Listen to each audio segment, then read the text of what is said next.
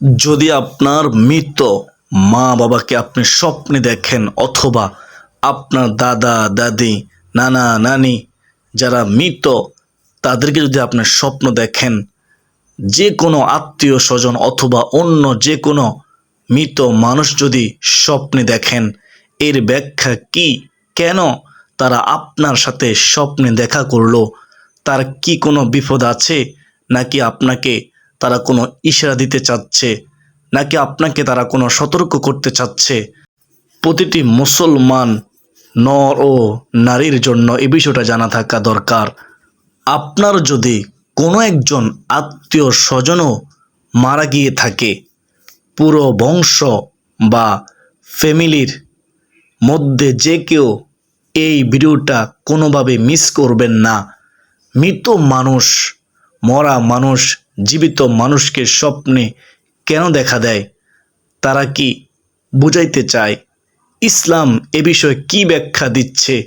কোরআন এবং হাদিসে এ বিষয়ে কি বলা হয়েছে?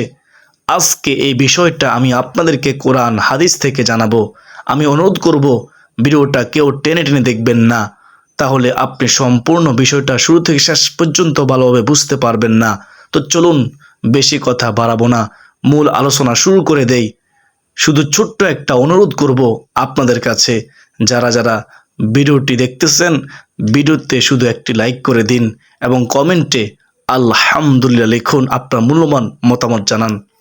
আর এরকম নতুন নতুন ইসলামিক বিষয়গুলো সবসময় দেখতে চ্যানেলটি সাবস্ক্রাইব করে দেন। তো চলুন মূল আলোচনা শুরু করি। সম্মানিত ভাই ও বোন, আমরা অনেক সময় আমাদের মৃত আত্মীয় স্বজন বা মৃত মা বাবাকে স্বপ্নে দেখি। স্বপ্নে তাদেরকে দেখে আমরা চিন্তিত হয়ে যাই, পেরেশানি হয়ে যাই। অনেক সময় হুজুরের কাছে দৌড়াইয়া যাই যে তাদেরকে স্বপ্নে দেখেছি, এখন আমি কি করব? কোনো মানুষকে দাওয়াত করে খাওয়াবো, বা কোনো এতিমকে গরিবকে দাওয়াত করে খাওয়াবো, নাকি টাকা পয়সা দান করব, নাকি তাদের জন্য কোরআন খতম দিব? কি করব? আজকের ভিডিওটা যদি আপনি দেখেন, আপনি আর হুজুরের কাছে যেতে হবে না। আপনি নিজেই বুঝতে পারবেন কেন স্বপ্নে আপনি তাদেরকে দেখলেন, তারা আপনাকে কি বুঝাতে চায়, কি জন্য স্বপ্নে তারা আপনার সাথে দেখা করলো। আপনি নিজেই বুঝতে পারবেন। আমরা অনেকে অনেক সময় আমাদের মৃত আত্মীয় স্বজনকে স্বপ্নে দেখে থাকি। ভাইরা, পৃথিবীর প্রত্যেকটা মানুষই কিন্তু একদিন মারা যাবে। আমিও মারা যাব, আপনিও মারা যাবেন। পৃথিবীর কেউ থাকতে পারবে না।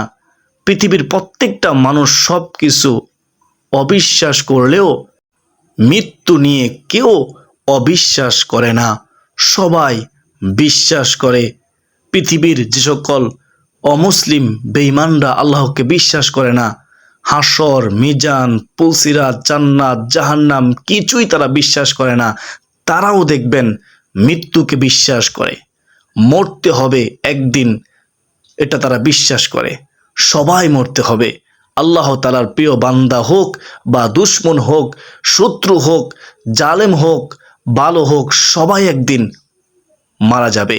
মূসা আলাইহিস সালাতু ওয়াস সালাম যখন তার মৃত্যুর সময় চলে আসছে, হযরত আজরাইল আলাইহিস সালাম যখন তার কাছে এসেছিল তার রূহ নেওয়ার জন্য, তিনি আজরাইল আলাইহিস সালামকে রাগান্বিত হয়ে এত জোরে চর মেরেছিলেন যে ওনার চরের আঘাতে আজরাইলের চোখ খুলে বের হয়ে গেছে। আজরাইল চোখ হাতে নিয়ে আল্লাহর কাছে গিয়েছে। ওই আজরাইল আল্লাহকে বলে, আল্লাহ, তুমি তোমার কেমন বান্দার কাছে আমারে পাঠাইছ? দেখেন, আমাকে চর মেরেছে, আমার চোখ খুলে গেছে। আল্লাহ তাআলার হুকুমে আবার চোখ ভালো হয়ে গেছে। আল্লাহ তাআলা বলছেন যে, হে আজরাইল, তুমি আবার যাও, মূসাকে গিয়ে বলবে যে, মূসা, আপনি যদি এখন মরতে না চান, আপনি যদি চান আপনাকে লম্বা হায়াত দেওয়া হবে, তারপরেও কিন্তু আপনাকে মরতে হবে, মৃত্যুর স্বাদ গ্রহণ করতে হবে। মুসা আলাইহিসসালামের কাছে। এবার আজরাইল আলাইহিসসালাম আসলেন, এসে সালাম দিলেন। সালাম দিয়ে বলতেছে, ওগো আল্লাহর পয়গম্বর, ওগো আল্লাহর নবী, আল্লাহ তাআলা আমাকে পাঠাইছে আপনাকে নেওয়ার জন্য। আপনার হায়াত শেষ, কিন্তু আপনি যদি বাঁচতে চান, আরো দিন আপনি পৃথিবীতে থাকতে চান, তাহলে আল্লাহ তাআলা বলেছে একটা বকরি বা দুম্বার ফিটের উপর আপনি হাত রাখবেন। আপনার হাতের নিচে যতগুলো বকরি বা দুম্বার পশম থাকবে, আপনাকে এত বছরের হায়াত আরো বাড়িয়ে দেওয়া হবে। মুসা আলাইহিসসালাম বললেন, আমাকে যদি আরো এত বছর হায়াত বাড়িয়ে দেওয়া হয়, ওই হায়াত শেষ হওয়ার পরে কি হবে? আজরাইল আলাইহিসসালাম বললেন, ওই হায়াত শেষ হওয়ার পরে আপনাকে মরতেই হবে, মৃত্যুর স্বাদ গ্রহণ করতে হবে, মৃত্যু থেকে বাঁচতে পারবেন না। মুসা আলাইহিসসালাম বলেন, তো এর পরেও যদি মরতেই হয়, তাহলে তো এখন মরলে কোনো সমস্যা নাই, তুমি রুহু কবজ করতে পারো। অনুমতি দিল। মৃত্যু একটা নিশ্চিত বিষয়, মনে রাখবেন। পৃথিবীতে কোনো মানুষ থাকতে পারে নাই, বাঁচতে পারে নাই, এমনকি পৃথিবীর সর্বশ্রেষ্ঠ মানুষ আমাদের নবী মুহাম্মদুর রাসূলুল্লাহ সাল্লাল্লাহু আলাইহি ওয়াসাল্লাম, তিনিও কিন্তু মৃত্যুবরণ করেছেন। আল্লাহু আকবার।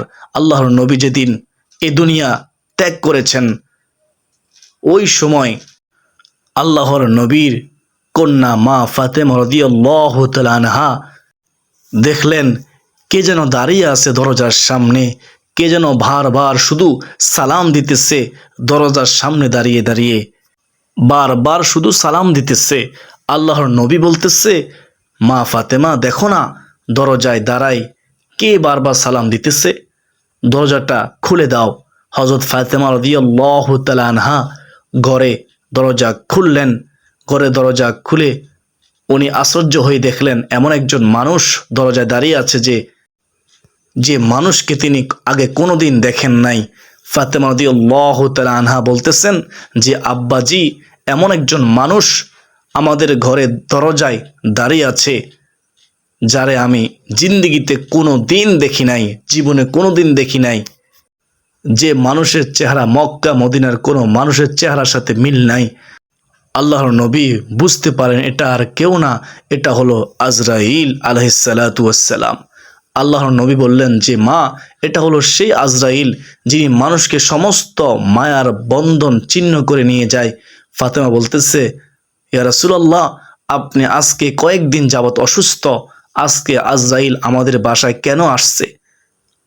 আমার বুঝতে বাকি নাই, আপনাকে মনে হয় নেওয়ার জন্য এসেছে।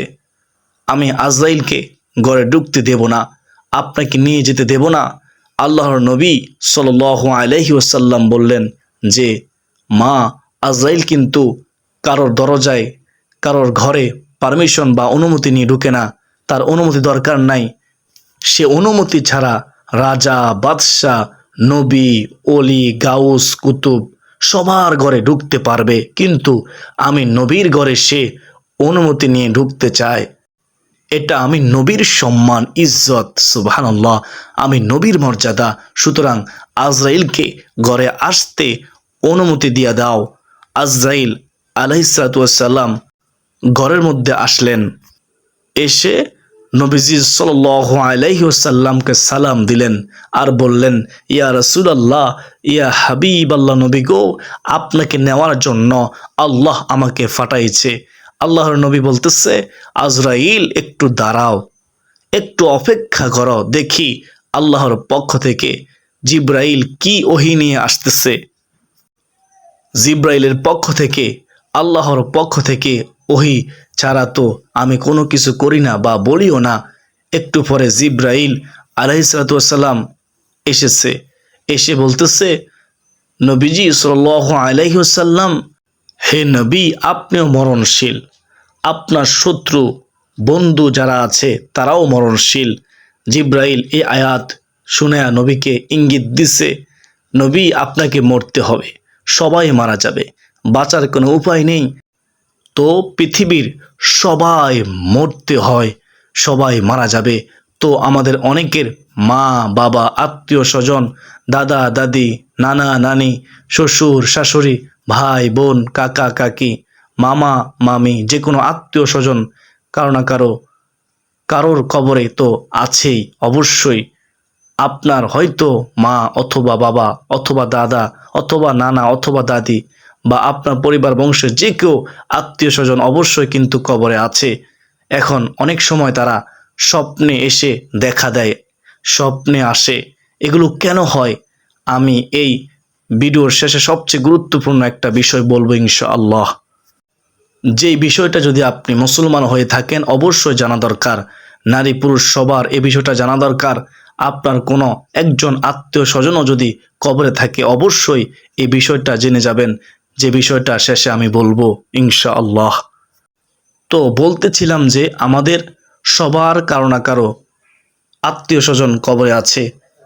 অনেক সময় স্বপ্নে আমরা তাদেরকে দেখি যে তারা আমাদের কাছে স্বপ্নে আসে, আমরা তাদের কাছে যাই বা তারা আমাদের সাথে কথা বলে। এর ব্যাখ্যায় ইসলাম কি বলছে শুনুন, এবার ব্যাখ্যাগুলো বলি। মানুষ মারা যাওয়ার পরে স্বপ্নে আপনি তাকে দেখতে পাবেন বা দেখতে পারেন, বা অনেক সময় তারা দেখা দেয়।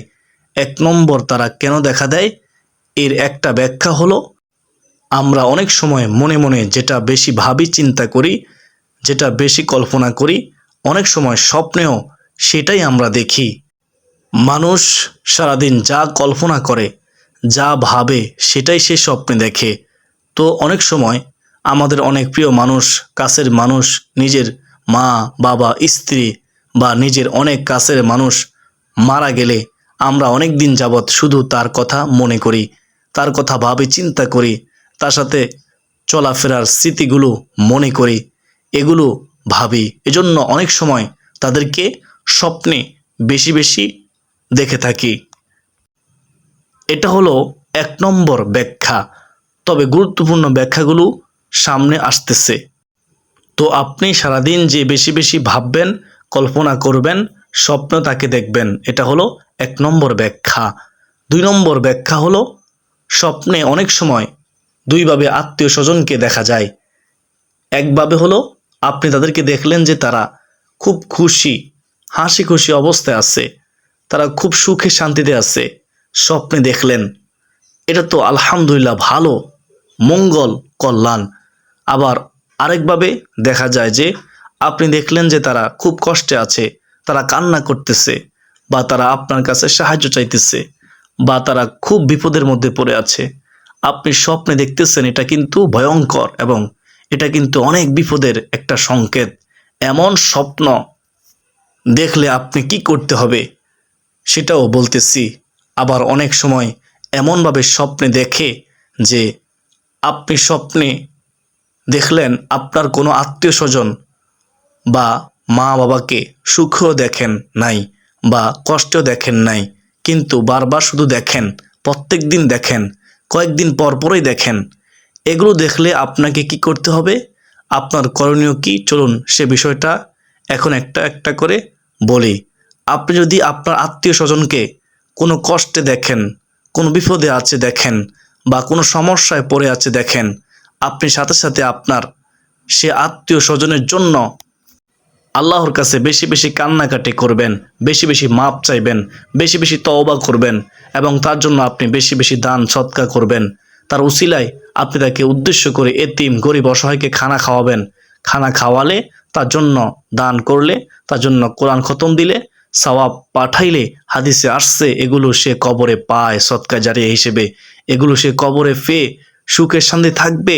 যদি আপনি আপনার কোনো মৃত মা বাবা, আত্মীয় স্বজন, দাদা দাদি, নানা নানি কাউকে আপনি খারাপ অবস্থায় দেখেন স্বপ্নে, তাহলে আপনার কাজ হলো আপনি তাদের জন্য ইসালে সওয়াব পাঠাবেন, তাদের জন্য আপনি কোরআন খতম দিবেন, দান সদকা করবেন, ইবাদত করবেন, নফল নামাজ পড়বেন, গরিব এতিমদেরকে খাওয়াবেন।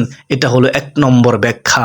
এখন আপনি দেখছেন তাদেরকে আপনি সুখেও দেখেন নাই বা তারা কষ্টে আছে এটাও দেখেন নাই। এই স্বপ্নের ব্যাখ্যা কি? কিছুদিন পর পর দেখেন, কিছুদিন পর পর স্বপ্নে তারা আসে, তাদেরকে আপনি দেখতে পান। এ বিষয়টা ব্যাখ্যা কি শুনেন।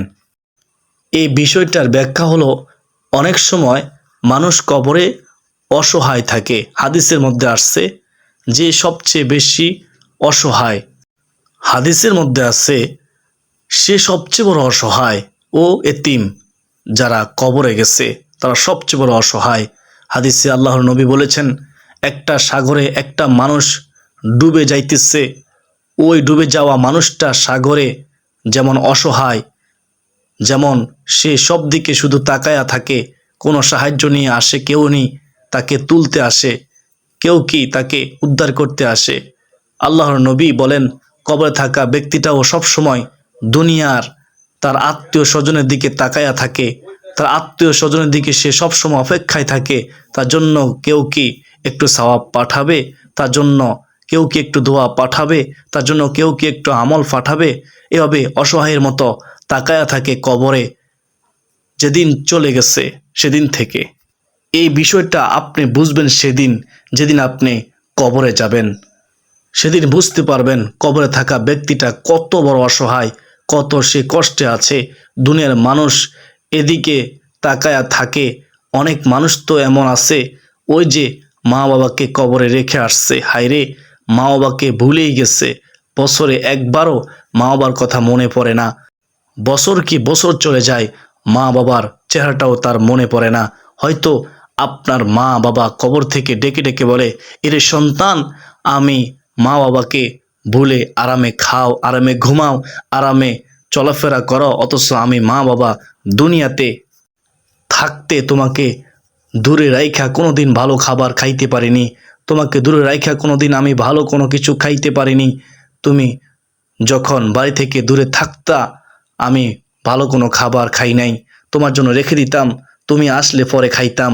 তো সম্মানিত ভাই ও বোন, যদি আপনি আপনার কোনো আত্মীয় স্বজনকে দেখেন যে তাদেরকে আপনি এমন অবস্থায় দেখছেন যে তারা সুখেও নাই, তারা কষ্টেও নাই, কিছুদিন পর পর দেখেন অনেক সময় এমনও হয়, একদিন দুই দিন পর পরই আপনি মৃত আত্মীয় স্বজন বা মৃত মানুষকে আপনি স্বপ্নে দেখেন। এর ব্যাখ্যা কি?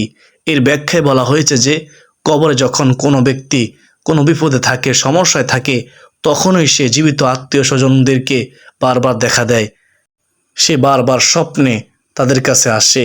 সে বুঝাতে চায় যে আমি খুব অসহায় অবস্থায় আছি, কবরে খুব বিপদে আছি, খুব সমস্যায় আছি, তোমরা আমাকে ভুলে গেছো, আমার জন্য একটু দোয়া করো, আমার জন্য একটু সওয়াব পাঠাও, আমার জন্য একটু আমল পাঠাও, সদকা পাঠাও, আমার খুব সমস্যা, আমি খুব বিপদে আছি, আমি খুব কষ্টে আছি। এভাবে বলতে থাকে। যদি আপনি আপনার কোনো আত্মীয় স্বজনকে বারবার দেখেন, তো আল্লাহর কাছে তার জন্য বেশি বেশি মাপ চাইবেন, তার জন্য একটু দোয়া করবেন, দান করবেন, নিজের সামর্থ্য অনুযায়ী তার জন্য কিছু খরচ করবেন। এখন যে কথাটা আমি বলতেছিলাম সবচেয়ে গুরুত্বপূর্ণ, প্রত্যেকটা মুসলমান নারী পুরুষে এই কথাটা জানা দরকার। আপনি যদি একজন মুসলমান হয়ে থাকেন, আপনার যদি কোনো একজন আত্মীয় স্বজনও কবরে থাকে, এই বিষয়টা মরণ পর্যন্ত আপনি ভুলবেন না। যে বিষয়টা এখন আমি আপনাদেরকে বলবো, তো সে বিষয়টা বলতেছি, ছোট্ট একটা অনুরোধ করব আপনাদের কাছে, এতক্ষণ পর্যন্ত যারা ভিডিওটা দেখতেছেন লাইক দেন নাই, একটা লাইক করে দেন প্লিজ। আর এই চ্যানেলটি যারা এখনও সাবস্ক্রাইব করেন নাই, প্লিজ একটু সাবস্ক্রাইব করে দেন। এই চ্যানেলে আপনারা প্রতিদিন এমন এমন সুন্দর সুন্দর নতুন নতুন ইসলামিক আলোচনা পাবেন, যেগুলো আপনার উপকারে আসবে, কাজে আসবে। তাই কোনো আলোচনা, কোনো ভিডিও যেন মিস না হয়, সবার আগে ভিডিওগুলো যেন আপনার মোবাইলে পৌঁছে যায়। ভিডিওতে একটি লাইক করে দিন, আর চ্যানেলটা আপনারা সবাই সাবস্ক্রাইব করে দেন। কমেন্টে একবার লিখুন আমিন। আমিন 40 জন আমিন বললে, আমিন লিখলে একজনের হলো আমিন কবুল হবে।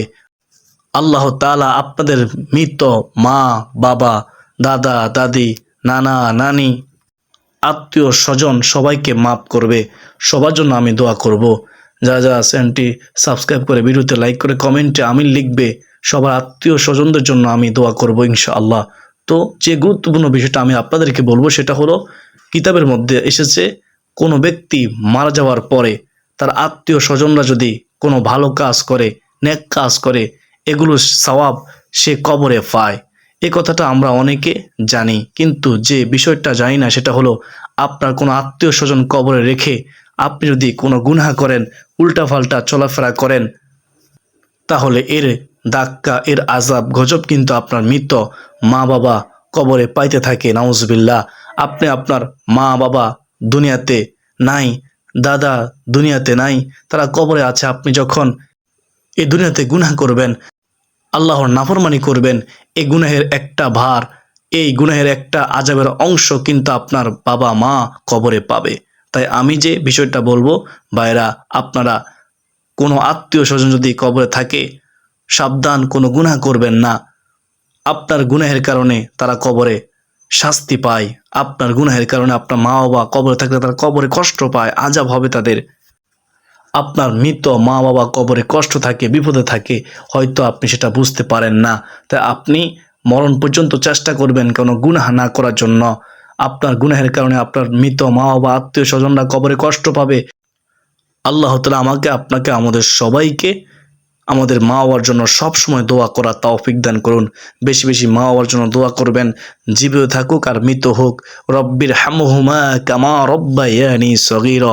প্রত্যেক মুনাজাতে এই দোয়াটি অবশ্যই রাখবেন, আল্লাহ তাআলা শিখানো ভাষার দোয়া। আল্লাহুম্মা রব্বির হামহুমা কামা রব্বায়ানি সগীরা। আল্লাহুম্মা রব্বির হামহুমা কামা রব্বায়ানি সগীরা। আপনার মা বাবা কবরে আছে, জিয়ারত করুন মাঝে মধ্যে গিয়ে। যদি স্বপ্নে দেখেন, তাদের জন্য আপনি সদকা জারিয়া করবেন। সর্বের কথা হলো, আপনি তাদের জন্য দোয়া করবেন বেশি বেশি করে, তাদের জন্য সদকা করবেন। ইনশাআল্লাহ আল্লাহ আমাকে, আপনাকে, আমাদের সবাইকে সঠিক বুঝ দান করুন। আমিন।